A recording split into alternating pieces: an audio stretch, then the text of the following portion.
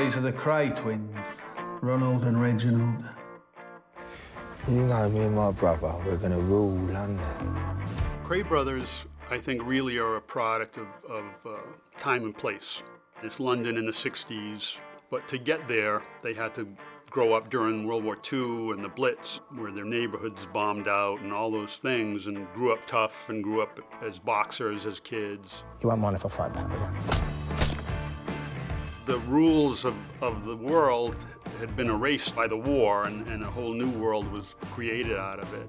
Strangely for them, being from the East End, it created an opportunity they might not have had otherwise.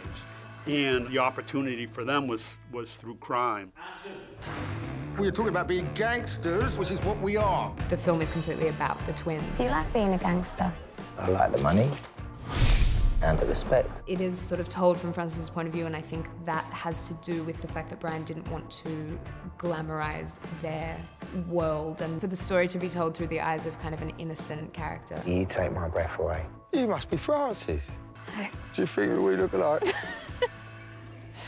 Reggie, to me, was quiet, and he was the brains behind the operation, really. What first attracts her to Reggie is that he's part of this big, glamorous world that's really foreign and exciting to her, and so it's this strange sort of dichotomy there of, you know, what she loves about him is that he's different, but what makes him different is quite terrifying. He was divided between wanting to be part of this outlaw world and actually looking for a kind of normality. And he saw in Francis that world of normality. Ron, on the other hand, was very boisterous and very funny by all accounts, and the life of the party, but it could all turn on a dime, and there was a dark side to all that. Your brother Ron is violent and psychopathic. He's off his rocker. I come here for a proper shootout with some proper men. A shootout, right, is a shootout! Like a Western.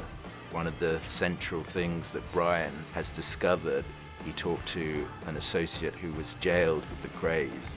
He asked him, what about Frances? What did she mean in all this story?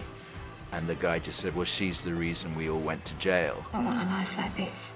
She knows too many things about us. My loyalty for my brother is how I measure myself. What about your loyalty to me? The movie does a very interesting thing where it doesn't forgive them, but it humanizes them, especially Reggie. Whether we like it or not, they're human beings, and it's a kind of forensic analysis of their psychology.